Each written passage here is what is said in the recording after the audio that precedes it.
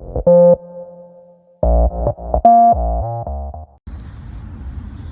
right, new day, so now there's a little bit of light.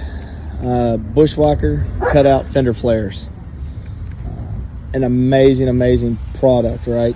So out of everything I've done to this, I think it makes the biggest single impact on this vehicle.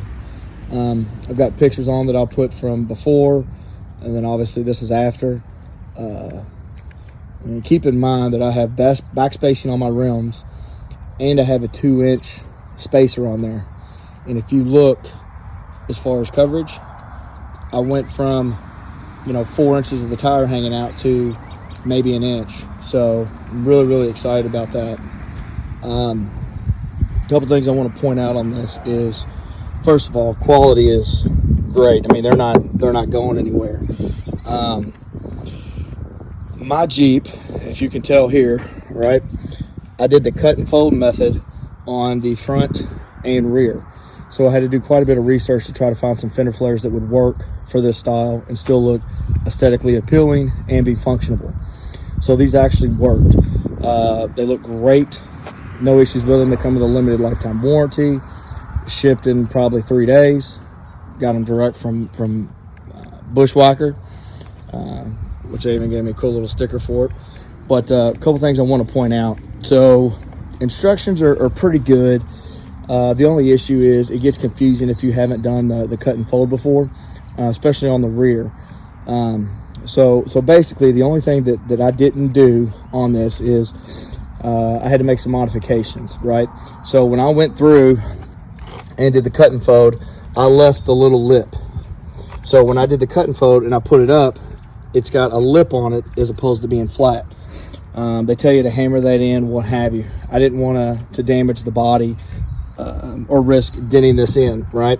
So what I did was a simple fix is I just came through, and I'll go back and fill these in with caulk. So here's the lip I was talking about, right?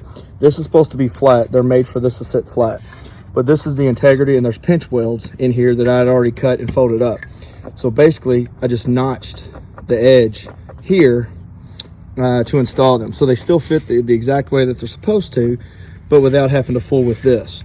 If you want to know about the cut and fold, let me know and I can send you a link on that. But it's a different process. Or you can just follow the instructions to the T if you haven't done anything, and it'll be fine.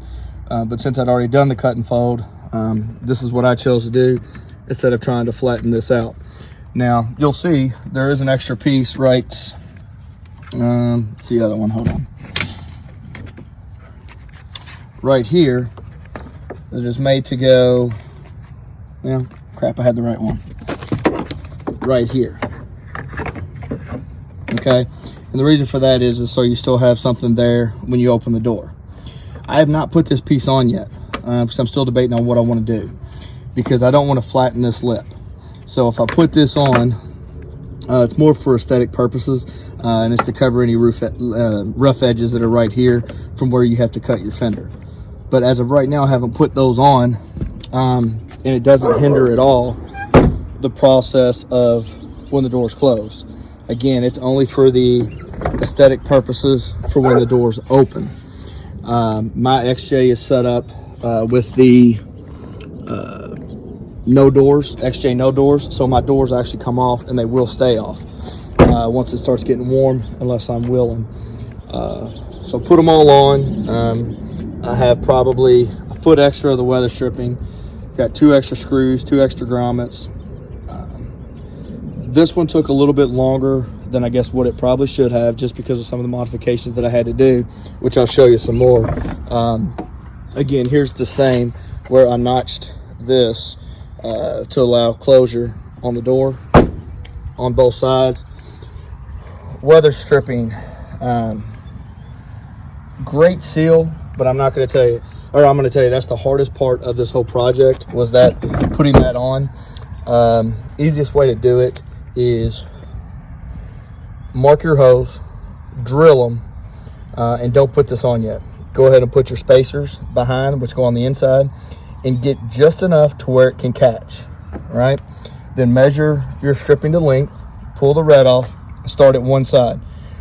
The problem with it is once you get so far down, it all pulls off.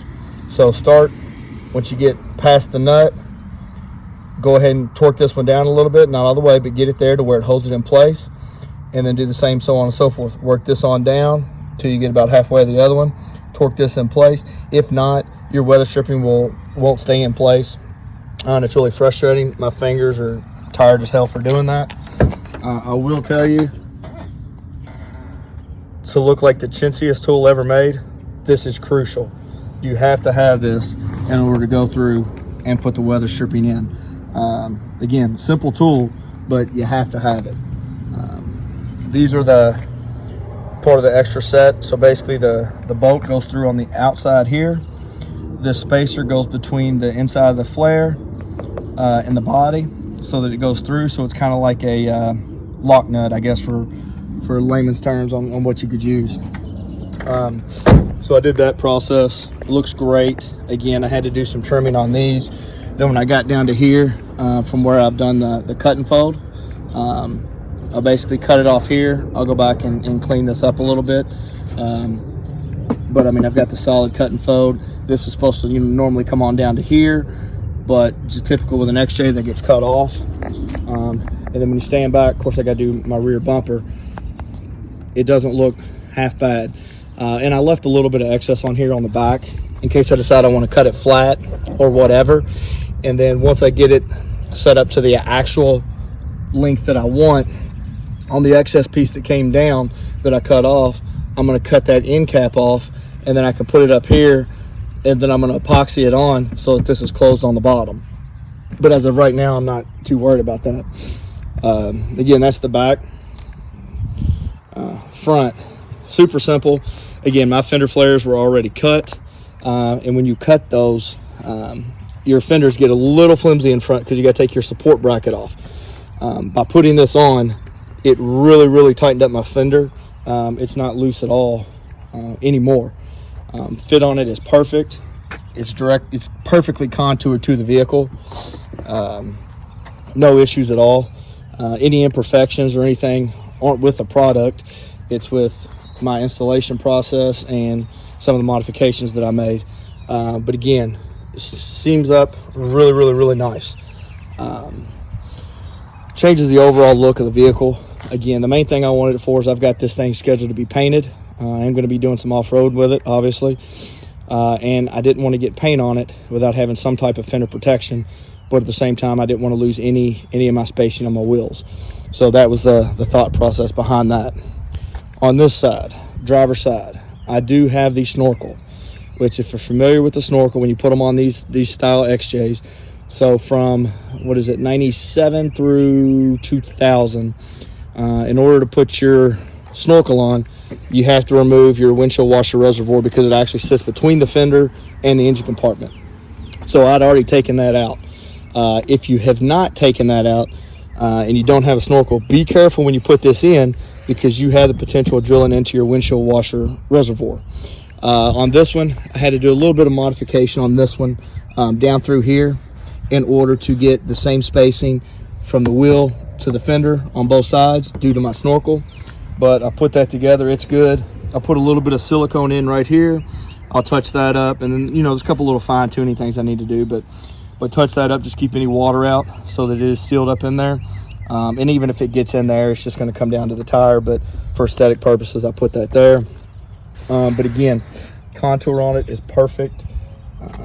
A lot of guys in the XJ groups have the same cut and fold fenders. Again, you have to do that on these in order to get any type of clearance for tires. And there hasn't been a real good definitive answer of a good style fender flare that will work. I've been looking for one for probably 6-7 months. I reached out to Bushwacker, talked to them, kind of gave them my scenario and said, listen, I'm going to get a pair, see what we can do, see how it works out. Absolutely great fit. It also has my snorkel tube down there.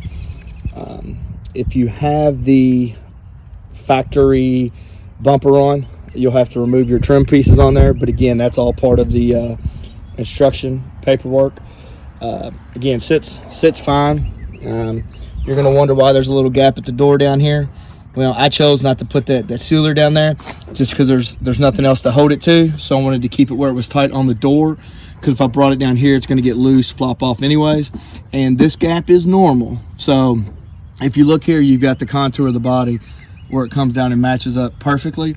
This is here for the simple reason of when you open the door, it comes with it. If you've got too tight of a fit and you hit this or get something in there, it's going to mess up your fender. So that is a smart design, actually, of why they did that.